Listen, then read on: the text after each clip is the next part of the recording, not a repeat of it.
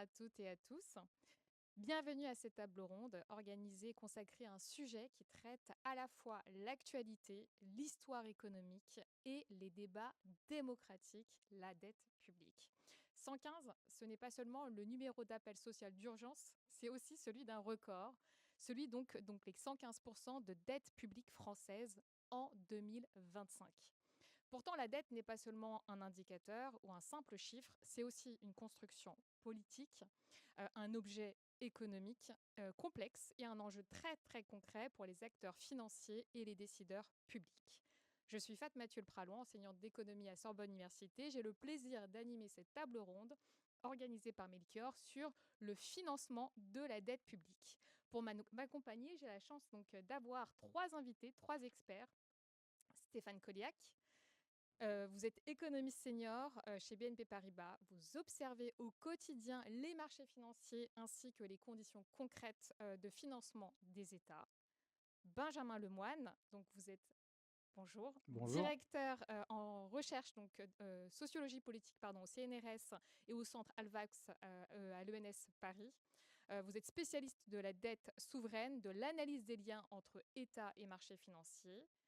Merci pour votre présence. Et Maxime Menuet. Bonjour.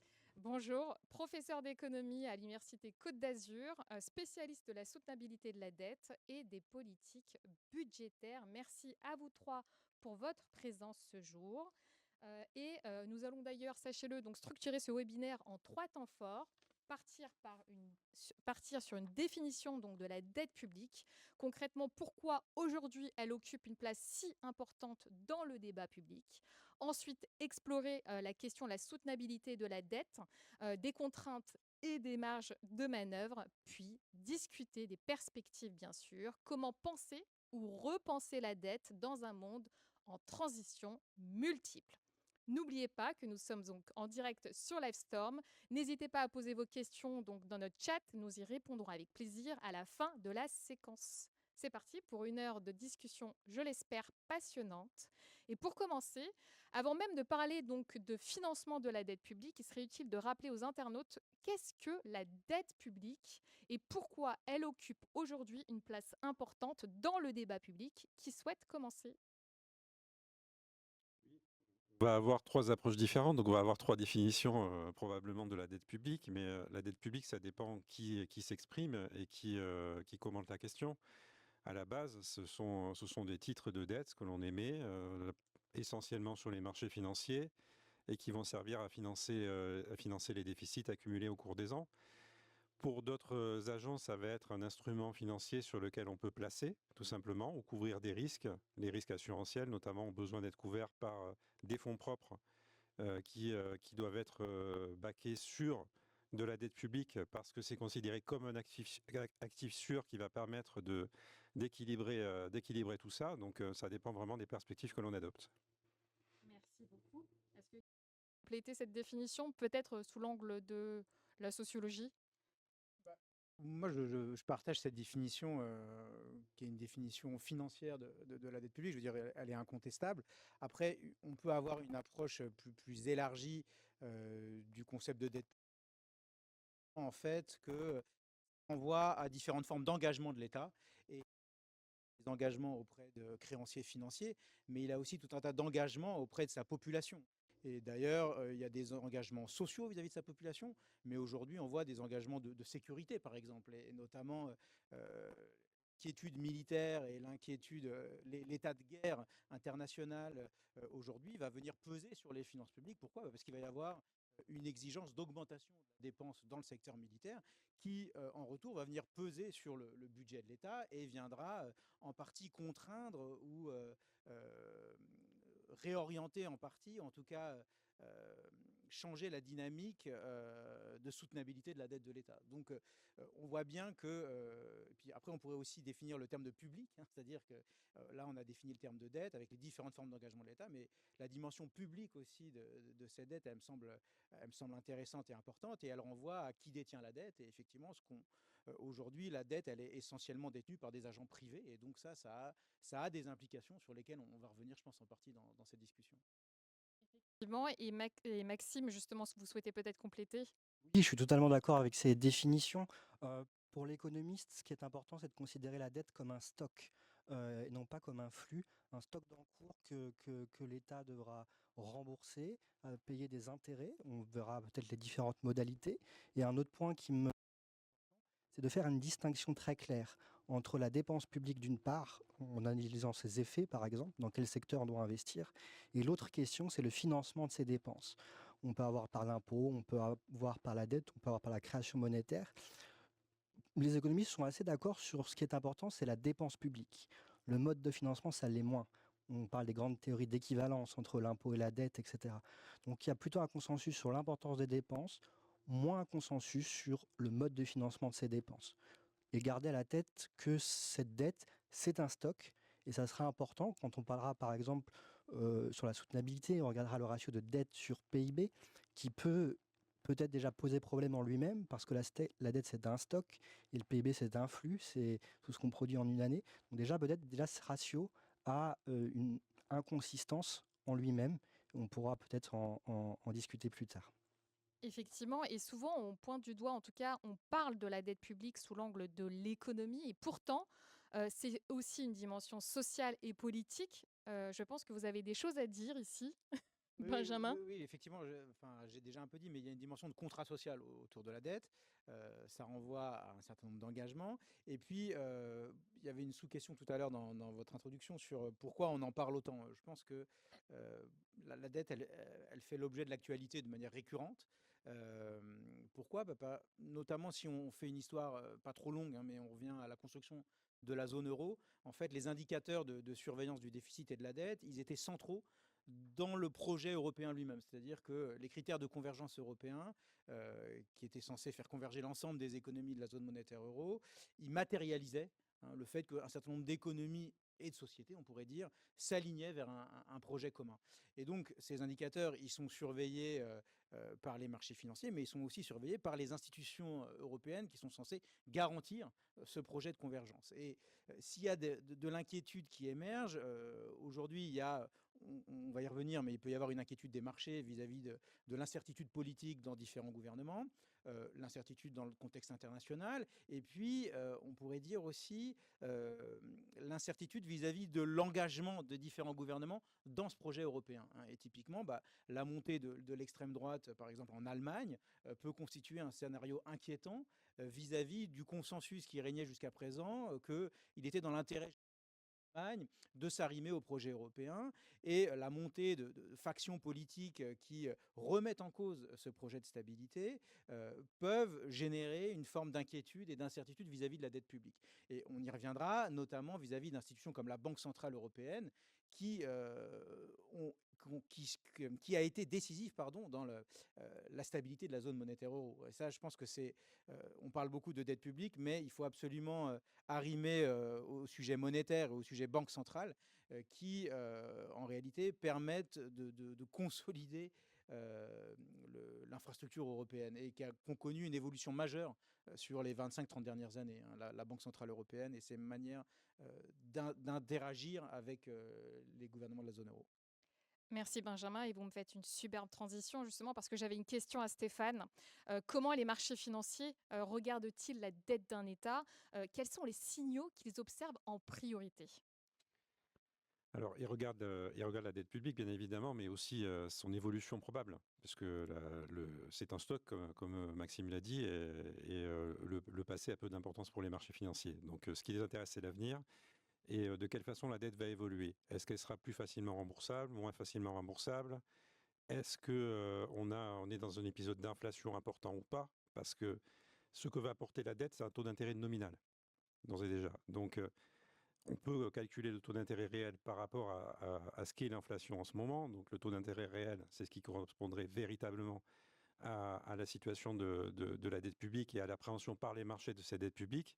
Et puis à la situation d'inflation qui ajoute une prime d'inflation à ça, qui nous donne le taux d'intérêt nominal, qui va être ce que va payer véritablement un État sur sa dette publique.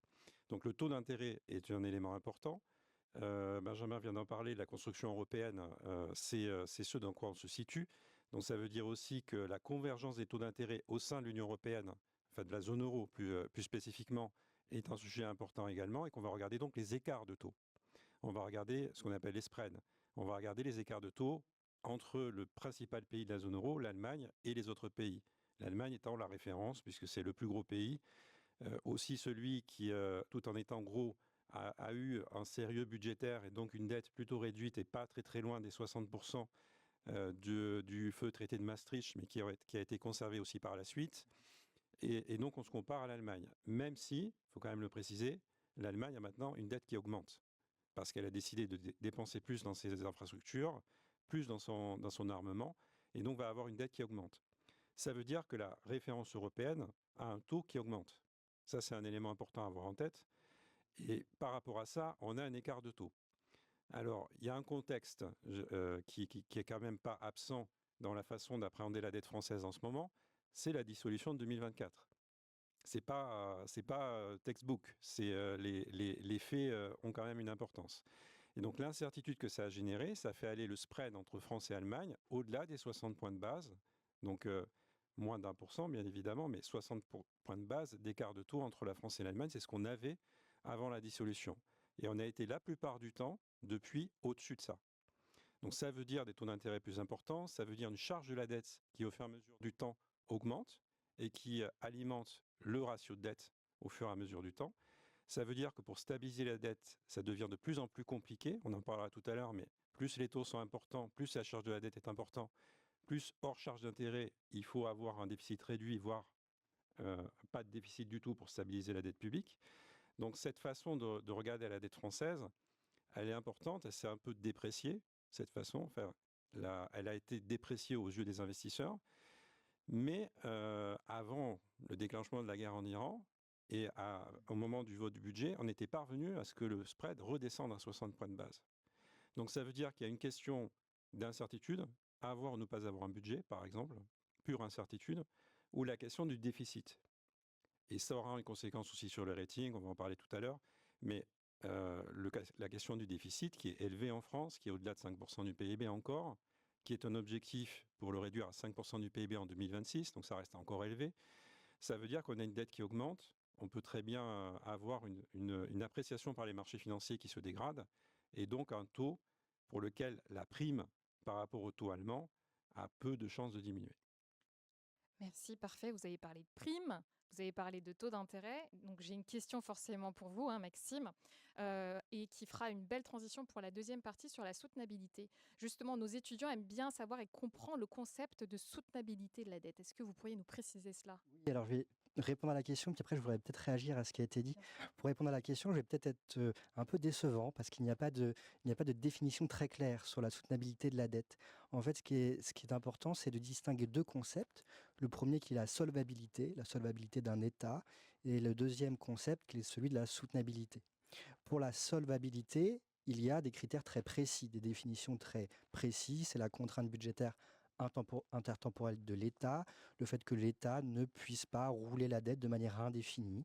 Donc il y a des résultats très clairs là-dessus. Quand on regarde... C'est juste le principe de Oui, rouler, alors rouler la dette, c'est l'idée que quand on parle de la dette publique, on dit souvent que l'État a un horizon de vie infini. Donc finalement, si j'émets une dette de 8-9 ans, eh ben, au bout de 8-9 ans, je peux réemprunter pour rembourser le principal que je devais rembourser. Et donc au fond, on peut rouler la dette comme ça. Mais la solvabilité nous impose que ça ne peut pas se faire de manière indéfinie. Et donc les économistes montrent que finalement la plupart des pays respectent ce principe de solvabilité. Pour autant, on voit des crises de dette en Grèce, dans les pays d'Amérique latine avant. Donc on s'est dit que ce concept de solvabilité n'était pas forcément le plus pertinent. Et donc on introduit ce concept de soutenabilité. Alors, il y a plusieurs définitions. Chaque auteur va un peu de sa définition. Le cadre standard, disons, depuis les années 90, qui est utilisé par les grandes institutions internationales, est celui qu'on appelle le critère de Beaune, qui est un auteur, et qui vise à regarder comment les gouvernements réagissent face à des hausses de dette publique. Et donc l'idée de Beaune, c'est de se dire, si la dette augmente de 1, il faut qu'en face, l'État réduise un peu ses dépenses ou augmente un peu ses impôts. Donc l'idée, c'est qu'il faut que le surplus primaire du solde budgétaire réagisse à la dette. C'est ce qu'on appelle des mesures de réaction fiscale. Est-ce que le solde primaire réagit à la dette? Et Beaune nous dit, si ça réagit, c'est que c'est soutenable. Voilà. Alors après, il y aura d'autres définitions un peu plus tard sur la soutenabilité forte, sur la soutenabilité faible. Finalement, on peut se dire que c'est arriver à stabiliser un peu le ratio de dette sur PIB. Et c'est intéressant ce critère de Beaune parce que ça introduit dans l'analyse un élément comportemental des gouvernements. Alors, ce truc de soutenabilité, vous voyez, il dit pas grand-chose sur le montant de la dette en lui-même. On pourrait avoir des dettes très élevées et finalement un surplus primaire qui réagit quand même à la dette. Donc, ça peut être déjà un premier problème, ou en tout cas une première source de questionnement. Et donc, il y a des auteurs plus actuels, notamment du FMI, qui ont mis très en avant ce qu'on appelle le fiscal space, l'espace budgétaire, et qui vise à dire que cette réaction du surplus primaire à la dette, elle n'est pas linéaire. En gros, oui, pour des niveaux de dette assez faibles, on peut augmenter un petit peu les impôts, on peut baisser un petit peu les dépenses, voir après dans quel secteur ou dans tel type d'activité. Mais au-delà d'un certain niveau de dette, ça sera plus possible. Et donc, les calculs de ces institutions européennes ou internationales, ça vise à calculer ce seuil de dette à partir duquel il sera plus possible pour l'État de mettre en place ces politiques correctives. Donc vous voyez, on est très loin des 60%, des 3%, qui étaient des critères très stricts, etc. Là, on a une approche plus comportementale et d'analyser cet espace budgétaire, les marges de manœuvre. Est-ce que l'État a des marges de manœuvre dans son surplus primaire, dans ses hausses d'impôts et dans ses baisses de dépenses? Et je voudrais faire le lien peut-être avec la sociologie, c'est qu'on peut se dire qu'il y a peut-être un premier problème à cette analyse, c'est qu'elle met un peu sous le tapis, je ne sais pas, la capacité des citoyens, la résilience des citoyens, l'acceptation sociale aux hausses d'impôts, les dépenses publiques, et ben, si c'est des dépenses de consommation, si c'est payer la solde des soldats, si c'est payer les fonctionnaires, bah, peut-être qu'on ne peut pas couper là-dedans. Donc ce qu'on va couper, c'est dans les dépenses d'investissement. Or, on sait que les dépenses d'investissement, c'est clé pour la croissance future. Donc vous voyez, ça pose des questions, cette soutenabilité, au-delà simplement d'une stabilisation de trajectoire de dette sur PIB. Ça introduit la question politique, ça introduit la question sociale. Et donc, vous voyez, c'est un peu ce que tout à l'heure, l'analyse de prévision. L'analyse de prévision, bah, ce n'est pas simplement des chocs économiques et financiers, mais on va s'intéresser aux conditions politiques, on va s'intéresser peut-être à la composition sociale, dans quel état est le corps social, etc. Et donc tout ça, ça aide à analyser la soutenabilité. Donc voilà, je voulais juste revenir sur un petit point sur les marchés qui me semblait aussi important, c'est de regarder comment la dette en tant qu'actif allait utiliser sur les marchés. En fait, pendant longtemps, et encore maintenant, sur des dettes de pays assez sûrs, finalement, elle est traitée comme un actif très liquide, quasiment comme de la monnaie. Et donc beaucoup d'économistes se sont dit finalement la monnaie et la dette c'est la même chose. Sur les marchés, ça sert de collatéral. Et donc au fond, utiliser un bout de papier où il y a marqué 20 euros ou utiliser un bout de papier où il y a marqué 20 de dette, eh bien finalement c'est traité de la même manière. Et un indicateur qu'on peut regarder, c'est est-ce que sa dette, elle est conservée longtemps? Donc moi, si je veux acheter de la dette, donc je vais au trésor, j'achète la dette, j'achète un coupon. Est-ce que je vais le garder jusque toute la maturité, à peu près 8-9 ans? Ok, ou est-ce que je vais la revendre? Et donc, je vais plutôt spéculer dessus sur le marché. Et donc, en France, on s'est conservé encore en moyenne assez longtemps ces titres de dette. Donc, c'est un point plutôt positif. Alors qu'en Grèce, etc., on voyait beaucoup de spéculation sur l'utilisation de ces actifs. On pourra revenir aussi sur les dettes des pays en développement, qui est des questions un peu différentes. Voilà. Dans la partie perspective, vous voulez répondre, c'est ça? Pas forcément répondre, mais sur la soutenabilité, peut-être apporter une vision complémentaire. C'est une dette est soutenable du moment où il y a des acheteurs pour acheter cette dette. Et donc, si on regarde en France en particulier, la dette, c'est aussi le reflet de déficits accumulés. Donc, ce qui compte, c'est le niveau des déficits, parce que c'est le flux de dette qui va devoir être émis par l'Agence France Trésor l'année suivante. Et c'est ce flux qui est important, parce que est-ce qu'il est à la hauteur des capacités du marché pour l'absorber ou pas? Donc ça, c'est à peu près 300 milliards d'euros par an émis par l'Agence France Trésor. Après, les émissions de dette dans leur entier, c'est un peu plus que ça, parce qu'il y a aussi d'autres types de dettes. Donc, il faut voir ça. Et l'épargne qui est en face pour le financer. Ça peut être des non-résidents, bien sûr, mais en France, on a une identité comptable à peu près équivalente, en valeur absolue, entre le déficit public et l'épargne des ménages. Mais si les ménages, à chaque augmentation du déficit public ou à chaque dépense qui répondraient à un choc, par exemple sur le prix du carburant, augmentent leur épargne, ça rend la politique publique inefficace. Et c'est une considération de peut-être trop d'impôts, peut-être trop de dettes, etc. Mais quand on rentre dans cette situation, on est dans une situation où l'impact du déficit public sur la croissance est mauvais, parce qu'il y a une épargne privée qui correspond à la désépargne publique. Au niveau de l'économie, on a un compte courant qui est égal à zéro, une épargne nette dans l'économie qui est égale à zéro, donc tout va bien. Mais on a un gros déséquilibre d'un côté, un gros déséquilibre de l'autre qui en est le reflet. Et donc c'est à ce moment-là qu'on commence à parler dans la population de problématiques de soutenabilité, d'impôts trop importants, et donc de nécessité à consolider et à réduire le déficit public. Très belle transition. Merci Stéphane. La dette publique, effectivement, n'a cessé d'augmenter depuis les années 70 et elle a même explosé en fait avec la crise du Covid, soulevant donc ces fameuses questions que vous avez très bien définies, effectivement, de soutenabilité. Mais grande question que se posent beaucoup de nos élèves, nos étudiants, nos camarades, est-ce que la dette est un vrai problème en soi, concrètement? Est-ce qu'il existe un bon ou un mauvais endettement?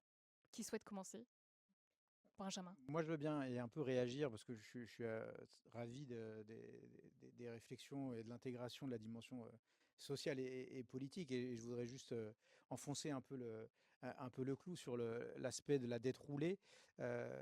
C'est effectivement les tentatives de quantifier un seuil de dette insoutenable se sont avérées des échecs assez retentissants. Et on en revient à du qualitatif très fort, c'est-à-dire comment cette confiance est maintenue, pourquoi elle est maintenue et sur quoi repose cette confiance. Et effectivement, la confiance qui permet de réemprunter pour repayer les emprunts qui arrivent à échéance. Et donc c'est ça le roulage de la dette, c'est la capacité à drainer de la confiance en permanence. Et cette confiance, en réalité, elle repose sur un certain nombre d'alignements de représentation politique. Et ça, c'est frappant. Tout à l'heure, Stéphane Collier évoquait, par exemple, le fait d'avoir un budget ou non. Alors, effectivement, il y a le fait d'avoir un budget, mais il y a aussi quel budget. C'est-à-dire que l'orientation politique des gouvernements peut être un facteur d'inquiétude très fort pour les marchés financiers. Par exemple, le fait de vouloir sortir des politiques de l'offre qui font consensus depuis 25-30 ans, c'est-à-dire la baisse de la fiscalité sur le capital, la baisse de la fiscalité sur les entreprises, et puis d'avoir comme levier d'ajustement la baisse à petit feu, puisque finalement il n'y a pas de choc brutal, mais des engagements sociaux, les réformes des retraites, etc. Le fait de briser ce consensus, par exemple, pourrait entraîner un choc de confiance des marchés financiers. Donc les marchés financiers, c'est pas un mécanisme neutre qui viendrait objectivement allouer du capital là où c'est le plus optimal. C'est une machine désirante qui a des goûts et des dégoûts et qui vient se placer là où elle a intérêt et des perspectives à long terme à se placer. Donc il y a des mécanismes profondément sociaux et politiques, effectivement, dans ce simple fait de rouler la dette. Et ça explique aussi, et j'ai bien aimé aussi la réflexion sur la comparaison entre la dette et de la monnaie. On peut prendre quelques contrefactuels, c'est-à-dire pourquoi malgré ce drama public sur la dette, c'est-à-dire on en parle sans cesse, en France, c'est depuis le rapport Pébro en 2005, et d'ailleurs il y avait une activité de l'Institut de l'entreprise très importante pour faire de la dette un problème majeur dans les campagnes électorales. Pourquoi malgré ce drama public, la dette continue d'être émise, continue de trouver acheteurs et preneurs? Et un des éléments, c'est effectivement ce qui a été dit, c'est que la dette, c'est avant tout un actif financier qui permet tout un tas de transactions sur les marchés financiers. Et un contrefactuel amusant, c'est par exemple de revenir aux États-Unis des années 2000, où les programmes démocrates consistaient à dire on va réduire les déficits publics et on va faire beaucoup moins de dettes. Qu'est-ce qui s'est passé? The Economist, le Financial Times, inquiétude massive de tout le monde, dire non, non, non, non, il ne faut absolument pas avoir un programme de diminution d'émissions de la dette parce qu'on a besoin de dette publique pour faire fonctionner le système financier. Donc la dette est un rouage essentiel, la dette sous sa forme de contrat financier, est un rouage essentiel des marchés de repo, des marchés de la pension livrée, c'est-à-dire que c'est des opérations pour obtenir de la liquidité entre acteurs du système financier, où la dette sert de collatéral, sert de garantie contre du cash. Donc la dette est à la base de cet édifice financier. Et effectivement, on la compare aux États-Unis, la dette des États-Unis qui est la dette considérée comme sans risque par excellence, on la compare au dollar. On parle de dollar jaune à côté du billet vert. Donc tout ça nous montre en fait que les tentatives d'objectivation, ou je dirais même de refroidissement de l'appréhension de la dette ne sont pas valides, hein, et que la dette, c'est un objet chaud, c'est un objet éminemment politique, éminemment idéologique, et le fonctionnement actuel du système financier, il repose sur l'alignement de ces représentations politiques. Et effectivement, moi, je ne suis pas du tout du côté de ce que j'appelle les économistes rassuristes, qui sont plutôt de gauche et qui disent que tout va bien et que effectivement, il y a un piège à faire peur vis-à-vis de la dette et qu'en fait, tout va bien parce qu'on a une épargne abondante. Moi, je pense qu'au contraire, cette épargne, elle a des désirs politiques, elle ne se place pas n'importe où, et que n'importe quelle politique n'est pas possible vis-à-vis de cet édifice financier, quoi.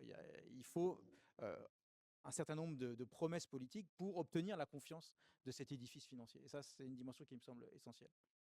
Édifice financier, moi j'aime bien aussi parce que ça rejoint la question qui suit justement sur les marchés financiers. Concrètement, Stéphane, dans un contexte de variation de taux, en fait, qu'est-ce qui inquiète, rassure en fait les investisseurs aujourd'hui? Alors, ce qui peut les inquiéter, alors c'est vrai qu'on en a déjà un peu parlé, mais ce qui peut les inquiéter, c'est pour, pour un pays comme la France qui est au sein de la zone euro, parce qu'on pourrait parler de plein de cas, de pays émergents et autres, et ça serait des situations différentes. Mais et d'ailleurs, je peux faire une petite parenthèse là-dessus. Un pays émergent, il ne va pas forcément tout le temps s'endetter dans sa devise. Donc ça peut être une problématique. S'il manque de réserve de change, est-ce qu'il va avoir assez de dollars pour rembourser cette dette en devise? Ça, c'est un élément à avoir en tête dans ce contexte-là.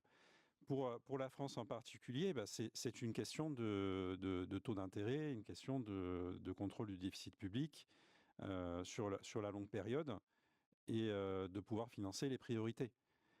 C'est ça qui est sous-jacent derrière. Donc est-ce que il faut passer de façon suffisamment fine sur les marchés pour à la fois financer des gros besoins qui sont souvent au-delà des capacités de l'année. Les capacités de l'année, c'est les impôts qu'on va arriver à lever qui correspondent, si on prend le taux de prélèvement obligatoire, à peu près à 45% du PIB.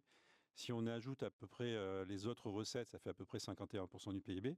Donc ça, c'est ce qu'on lève chaque année, mais on a 57% de dépenses. Bon, à peu près. Un peu moins, parce que sinon on aurait 6% de déficit, on est un peu en dessous de ça. Mais ça veut dire qu'on a des besoins qui sont là. Le vieillissement de la population, le réarmement, tous ces sujets dont on va parler un peu après. Et il faut arriver à ce que quelqu'un nous finance ce décalage. Parce qu'on veut réarmer plus vite que ce qui serait autorisé par disons un projet un peu graduel, parce qu'il y a des besoins immédiats et qu'on les a trop longtemps reportés, parce qu'au niveau énergétique, on a besoin aussi de faire des choses. Donc on a besoin d'émettre. Il ne faut pas que ça entraîne une prime de risque beaucoup trop élevée, je reviens sur ce concept, par rapport aux autres États européens, parce qu'on est dans un contexte de remontée générale des taux d'intérêt. Ça veut dire que ça coûte plus cher de s'endetter qu'avant Covid, typiquement. Ou juste après Covid, ça coûtait pas cher non plus parce que la BCE a acheté beaucoup de dettes publiques. On est resté au taux zéro en Allemagne, pas beaucoup plus en France, donc du coup. Et du coup, c'était relativement facile. Aujourd'hui, on a des taux d'intérêt à 10 ans qui sont à 3,6%. Aujourd'hui, spécifiquement. Donc c'est le niveau auquel on se trouve. On va probablement aller à 4% à terme sur le taux à 10 ans. Ça veut dire que sur les maturités au-delà, on est au-delà. La dette publique française, c'est à peu près 8 ans et demi de maturité. Donc on n'est pas très très loin de ce taux à 10 ans sur la maturité moyenne de la dette publique. Donc ça, c'est élevé. Ça veut dire que les choix que l'on fait, ils ont un coût. On n'est plus dans la situation qu'on a vécue pendant 10 ans à peu près. On avait des taux d'intérêt plus bas, on ne payait pas les conséquences de ces déficits. Aujourd'hui, on les paie. On les paie d'autant plus qu'on a des chocs qui se répètent. On a la crise ukrainienne en 2022, la guerre en Iran maintenant, qui ont des impacts inflationnistes. Donc, qui veut dire qu'à ces moments-là, la politique monétaire doit lutter contre l'inflation et donc doit remonter les taux d'intérêt courts, les taux d'intérêt à 3 mois. Donc ça veut dire que, par structure, par thème des taux d'intérêt, mais tout autre argument est valable, que quand on est dans une période où les taux d'intérêt sont plutôt en augmentation, on a une pression, les taux d'intérêt courts, on a une pression à la hausse sur les taux d'intérêt publics. Donc c'est d'autant plus problématique à ce moment-là de faire des déficits élevés, parce qu'on peut payer un coût encore plus important à ces déficits élevés, et les marchés peuvent se mettre à faire la différence entre, Benjamin parlait au début, le projet européen, c'est la convergence des dettes et des déficits publics, parce que si on n'a pas cette convergence, ça devient compliqué pour la BCE à gérer, qui n'a qu'une seule politique monétaire. Bien évidemment, elle a des instruments qu'on appelle instruments anti-fragmentation, où elle pourrait acheter la dette juste d'un État. Pour l'instant, elle ne l'a jamais fait. Donc on n'a pas constaté si ça marchait ou si ça ne marchait pas. Donc il est important pour que la zone euro reste solide, que les taux continuent à converger, que les États n'aient pas trop de divergences dans leur politique budgétaire. Et donc les marchés pourraient s'interroger dans une période où les taux remontent, comme maintenant depuis début mars, sur ces divergences, ces États qui, au moment des chocs inflationnistes, couvrent très très bien les chocs inflationnistes, comme ça a été le cas en France en 2022, et comme peut-être ça pourrait être le cas cette fois-ci, bien que ça soit un peu prématuré de le dire. En tout cas, en 2022, ça avait été largement le cas. C'est pour ça qu'on a ce décalage entre le déficit français, le déficit italien, le déficit espagnol, le déficit allemand. Et que donc la France a été regardée aussi parce qu'il y a eu sa dissolution en 2024, mais aussi parce qu'il y avait cette divergence. Donc les marchés financiers peuvent de nouveau regarder la France un peu différemment parce qu'on est dans une période, un régime de taux d'intérêt plus important pour la politique monétaire. Quand on passe dans un régime de taux d'intérêt qui diminue, quand on est dans une période d'assouplissement monétaire, les écarts sont moins préjudiciables parce que tous les taux baissent. Alors peut-être que le nôtre va baisser moins, mais il baissera aussi. Là, il y a une actualité du sujet. On n'est pas, quelles que soient les situations, quel que soit le contexte. Le contexte est important.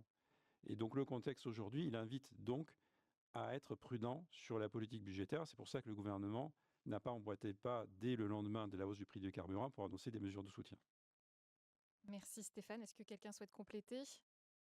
Oui, peut-être discussion sur ta première question sur est-ce qu'il y a un bon ou un mauvais niveau de dette.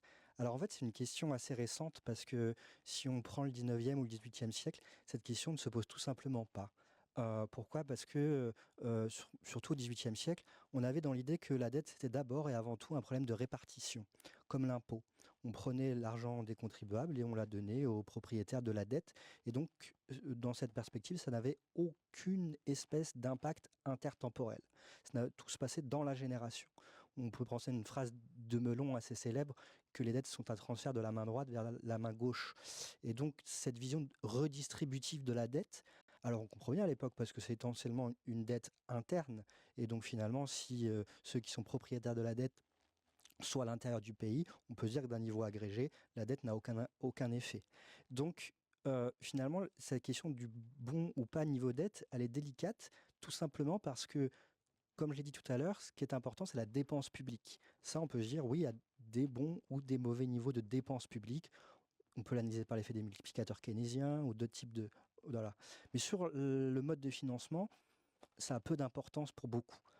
Et donc, finalement, avoir un bon ou un mauvais niveau de dette, c'est pas une question très pertinente, en tout cas pour des auteurs comme Barrault, etc., parce que la dette, c'est simplement qu'un instrument de financement. Alors il y a des auteurs plus contemporains, on pense à Reinhard Rogoff, etc., qui ont tenté d'essayer de démontrer, par exemple, le seuil des 60% de dette sur PIB de Maastricht, en essayant de mettre en évidence une courbe en cloche entre la croissance de long terme et le niveau de dette sur PIB. Alors en fait, ils se sont gourés sur les chiffres. Donc en fait, il y a deux choses. Il y a de manière très robuste, et oui, il y a un lien plutôt non linéaire en forme de cloche entre la croissance économique de long terme et la dette sur PIB. Mais le niveau de dette qui maximise la croissance, il peut être de moins 100% à plus de 200%. Donc finalement, on n'en sait rien du tout. Et donc c'est un des domaines où la science économique est peut-être la plus désarmée au stade actuel des connaissances sur est-ce qu'il y a un bon ou un mauvais niveau de dette publique. Encore faudrait-il définir aussi le welfare, donc quel est le critère d'optimalité pour la population. Est-ce que c'est une croissance de long terme? Est-ce que c'est simplement sortir de la crise à court terme, etc. Donc ça pose aussi des critères d'objectivité du welfare de la population. Ça, c'était une première chose que je voulais dire. Peut-être une deuxième chose, c'était que ce qui me semble important, c'est qu'aussi dans la dette, contrairement aux, aux autres concepts économiques ou comme l'impôt, etc., il y a encore, je crois, une dimension très morale à la dette, une emprise très morale à la dette. On peut penser aux vieilles spiritualités, ou même encore actuelles, dans les grandes langues, en arabe, en araméen, en hébreu, en grec, la dette était toujours assimilée au péché. Et donc être en dette, c'est être en faute. Et donc je crois qu'il y a aussi encore ce discours un peu moral qu'on retrouvait un peu ces derniers temps en France, de se dire que être en dette, eh bien, c'est être en faute. Collectivement, on est en faute, et donc il faudrait expier tel un péché la dette par je ne sais quelle politique d'austérité qui serait cette faute à expier. Et je crois que cette dimension morale à l'endettement public est encore très prégnant quand on analyse les choses de l'endettement. Euh, voilà, c'était peut-être les quelques éléments que je souhaitais en réaction aux uns aux autres. Et vraiment passionnant. On va passer à la troisième partie, justement discuter un peu plus des perspectives, même si certaines notions, concepts en tout cas ont été déjà abordées. On dit souvent que le mur de la dette, effectivement, fait oublier celui de l'investissement. Nos dépenses sont prises un petit peu en tenaille entre deux injonctions. Donc réduire la dette d'une part et investir pour la transition. D'où ma première question. La transition écologique, comme vous le savez, nécessite des investissements assez massifs. Peut-on financer ces investissements avec la dette? Est-ce que la dette verte change la donne? Est-ce que quelqu'un souhaite commencer? Stéphane? Oui, ça peut, c'est une nouvelle forme de dette. D'ailleurs, il y a des OAT vertes, ça existe. En soi, c'est un nouveau domaine. Il pourrait y avoir aussi d'autres questions, hein. Il y a eu un livre qui a fait beaucoup de bruit sur la dette sociale, en particulier. Est-il légitime de s'endetter pour ça? Donc, d'un strict point de vue basique, on pourrait dire, il n'y a pas de raison de ne pas pouvoir s'endetter pour la transition écologique. D'autant plus qu'il y a un rapport de Pisani-Ferry et Mahfouz qui a montré qu'il y avait un décalage entre les intentions du privé et la nécessité, ce qui est nécessaire en termes de dépenses pour arriver aux objectifs d'émissions de gaz à effet de serre à 2030 ou à 2055. Donc s'il n'y a pas d'aide publique qui est estimée de l'ordre de 2 points de PIB par an, les efforts ne sont pas assez rapides. Parce qu'il n'y a pas les incitations financières, tout simplement. On n'a qu'à voir l'électrification des véhicules, par exemple. Beaucoup de constructeurs ont été obligés de revenir en arrière sur leur stratégie parce que la demande ne suit pas, parce que le véhicule est plus cher. Et ça, c'est une problématique de pouvoir d'achat structurel.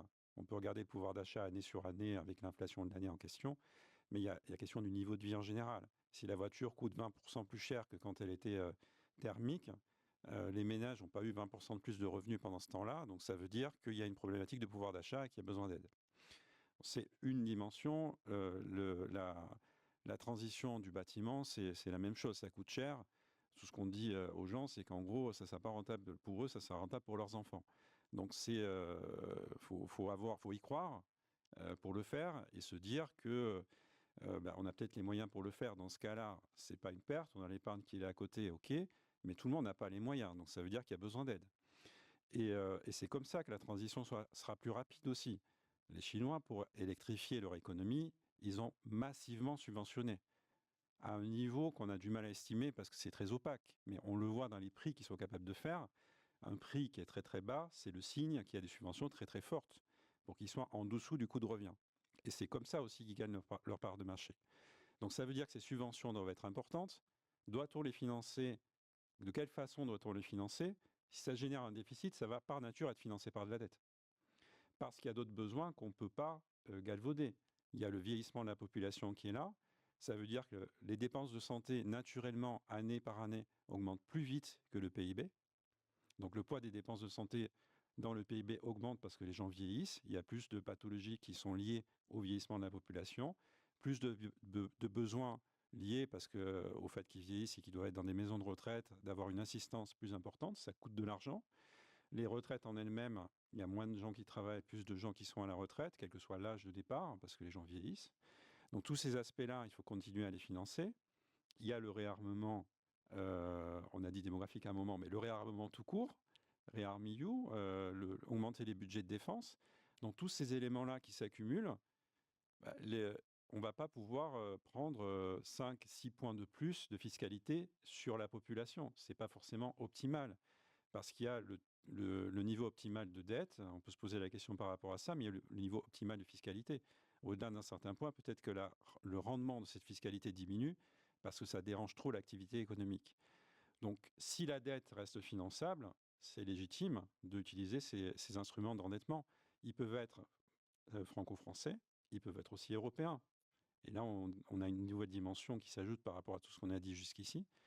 Une dette européenne émise par la Commission européenne ou carrément des eurobonds qui n'existent pas encore pour l'instant, mais qui pourraient exister à l'avenir parce qu'il y aurait des projets communs, d'intérêt commun, financés de façon commune, sur lesquels on pourra obtenir des taux d'intérêt moins importants que ce que subit la France en ce moment, parce qu'elle est quand même dans le haut du panier européen en termes de taux d'intérêt.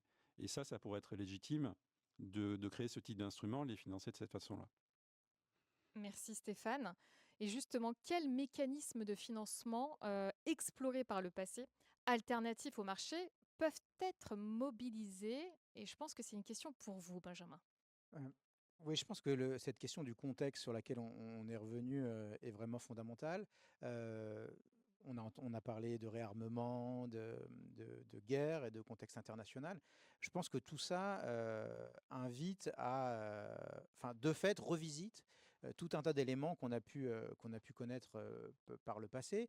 Et si on regarde même dans un passé très proche, hein, il faut se souvenir que pendant la pandémie de Covid-19, Emmanuel Macron avait dit: «Nous sommes en guerre, hein, en guerre contre la pandémie». Et il y avait, l'idée à côté, est-ce qu'on allait mettre en place au niveau de l'économie, des mécanismes d'économie de guerre et donc des mécanismes potentiellement fortement administrés.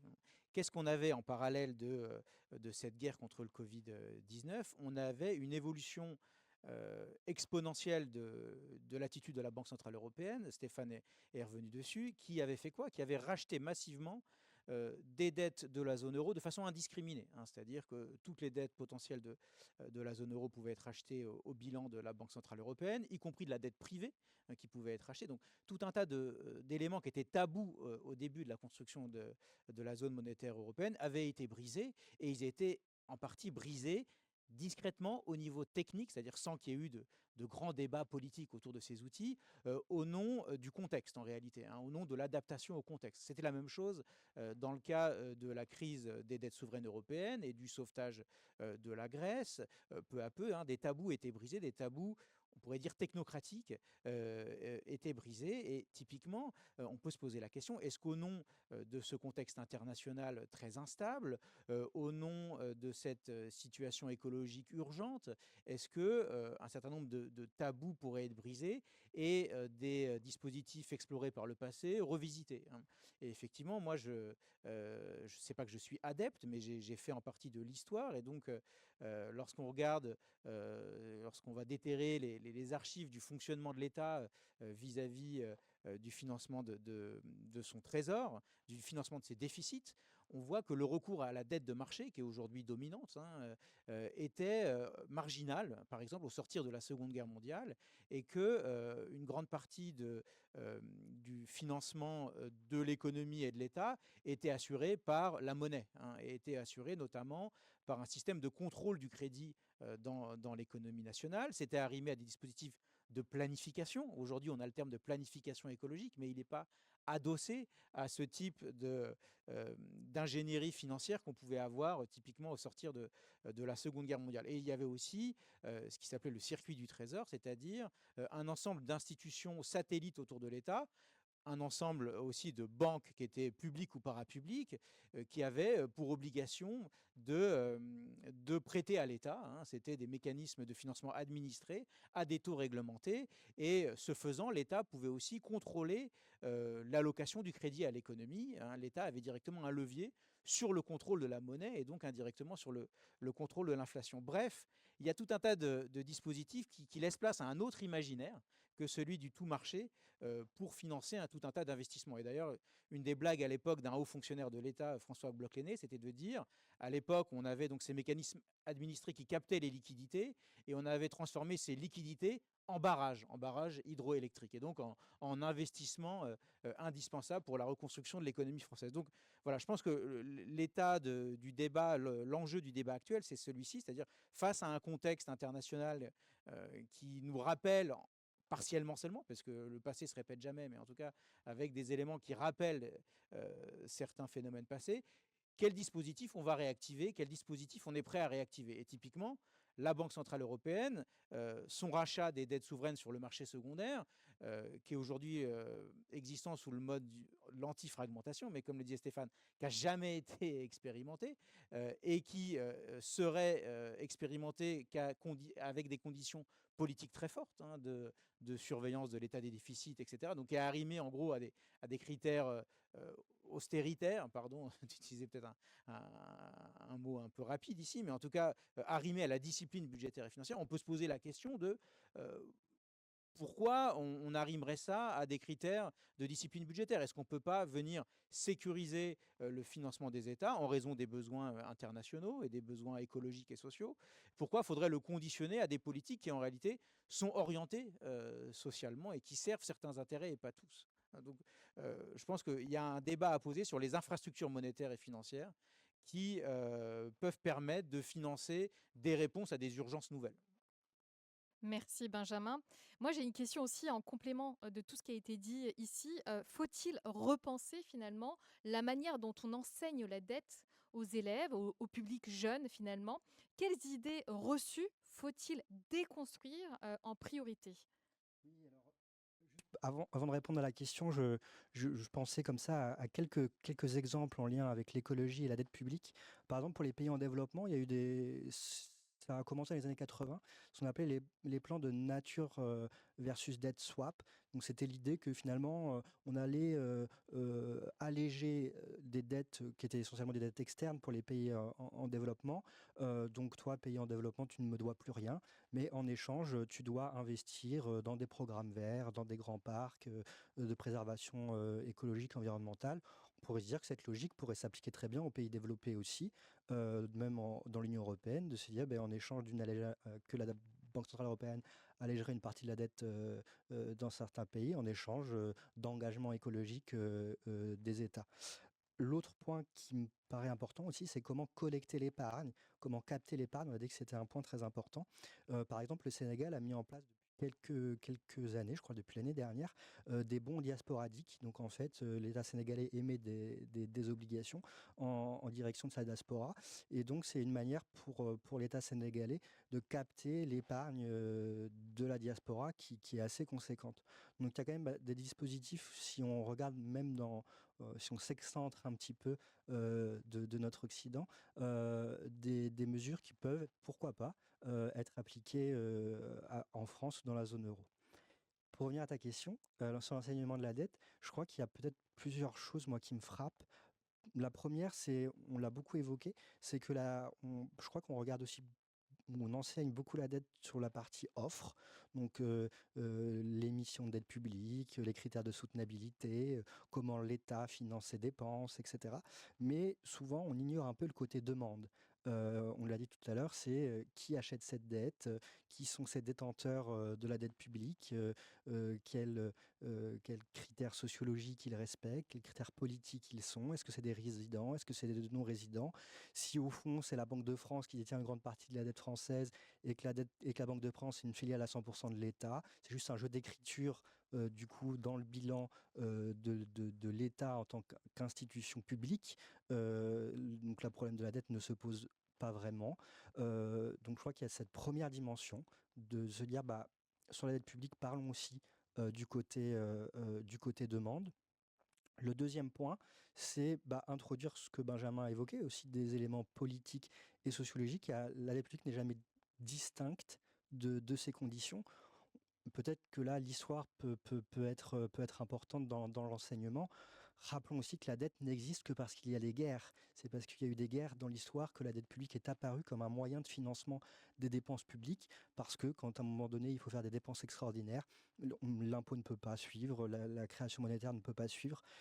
Rappelons dans l'histoire qu'on a eu des très forts niveaux de dette publique, plus de 200% à la sortie de la Deuxième Guerre mondiale. Donc peut-être réintroduire une question historique dans l'enseignement de la dette publique. Benjamin a évoqué aussi comment on traitait ces questions de financement depuis l'après-guerre en France, qui peuvent aussi nous donner des exemples sur ce qu'on vit aujourd'hui ou des solutions à trouver. Donc peut-être qu'il y a ce deuxième point. Et le troisième point, c'est, comme j'ai dit en introduction de mon intervention, peut-être de se dire que la dette, ça touche aussi beaucoup de pays, pas simplement la France. Donc peut-être enseigner la dette publique, non pas au prisme de la France ou de la zone euro, aussi au prisme des pays africains que je connais bien, donc les banques centrales africaines. Et donc la question, ils ont du CFA, mais ils s'endettent en dollars ou en euros. Ça pose la question du taux de change, etc. Donc peut-être en croisant les différents chapitres dans les enseignements sur le commerce international, la finance internationale, ça me paraît aussi peut-être un bon moyen d'enrichir la question.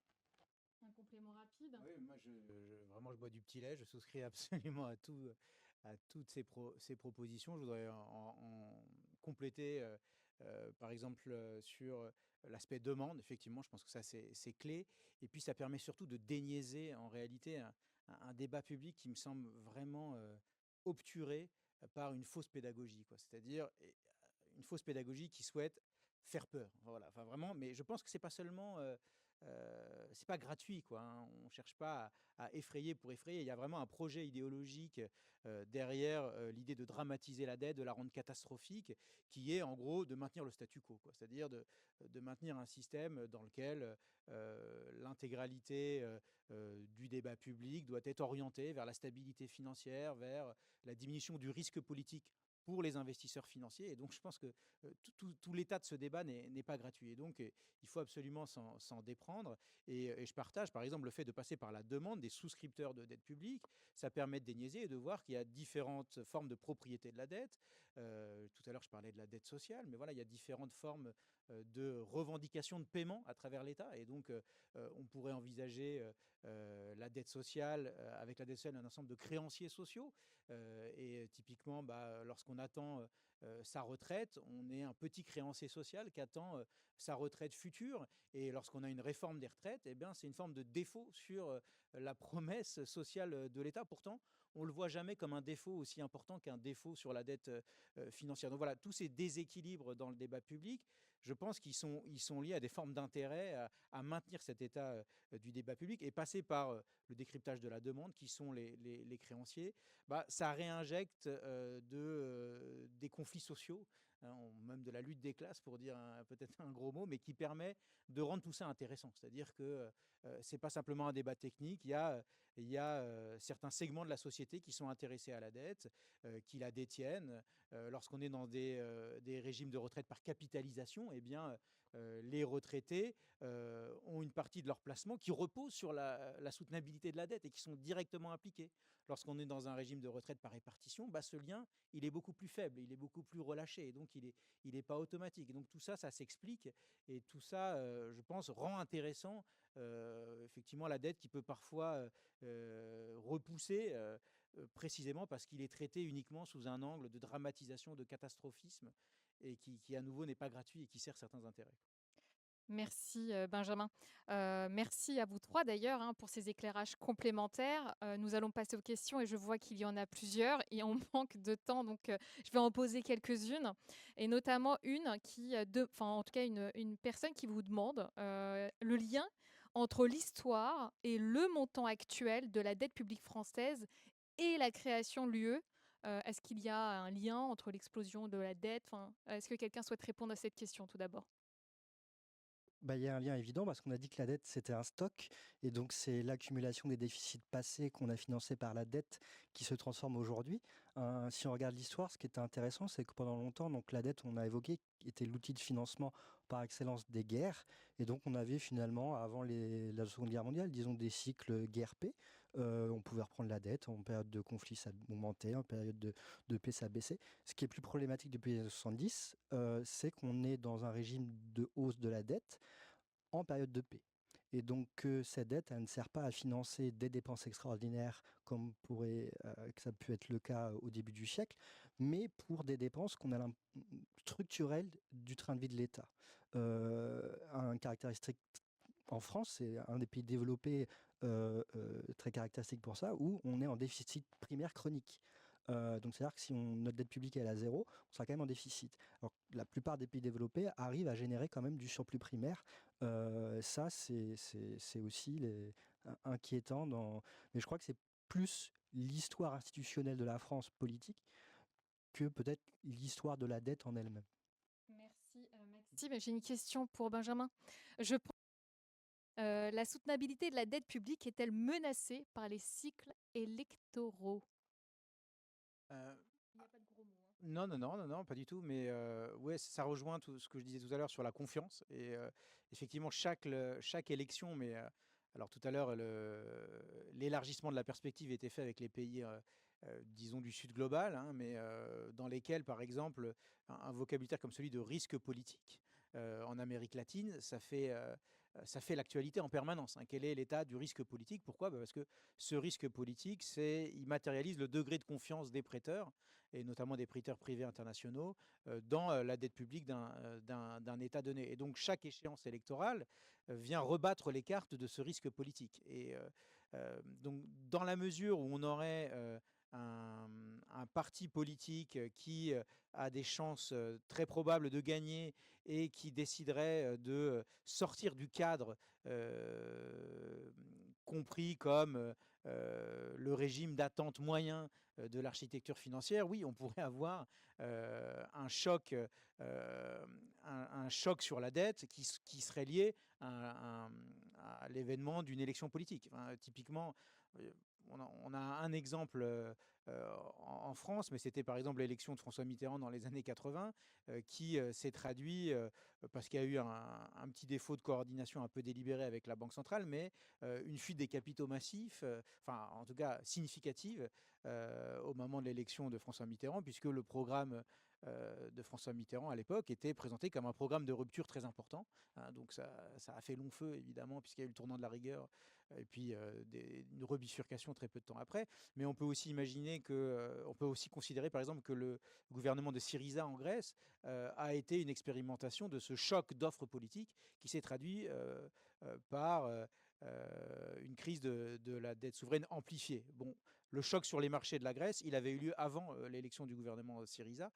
sous des gouvernements sociodémocrates plutôt bontins, hein, pas de gauche radicale. Mais en tout cas, oui, il peut y avoir des chocs sur la dette et des chocs de taux d'intérêt qui soient liés à des événements politiques. Alors je ne dirais pas des cycles électoraux, puisque tout dépend de l'offre politique en question. Donc ce n'est pas quelque chose de cyclique, mais plutôt de conjoncturel et lié à certaines offres politiques qui viennent heurter une architecture financière et monétaire. Merci beaucoup. Une toute dernière question et très rapide, s'il vous plaît, Stéphane. Quels sont les pays qui prêtent à la France? Prête à la France, c'est pas des prêts bilatéraux, c'est pas le gouvernement allemand qui prête à la France. Ce sont des investisseurs allemands, des investisseurs américains, des investisseurs italiens qui peuvent acheter de la dette française. Donc on est au sein de la zone euro, donc principalement les gens qui achètent de la dette française, ce sont d'autres épargnants européens. Et notamment parce que en Allemagne, alors j'ai dit tout à l'heure que la dette allemande était en train d'augmenter, mais elle n'est pas très élevée.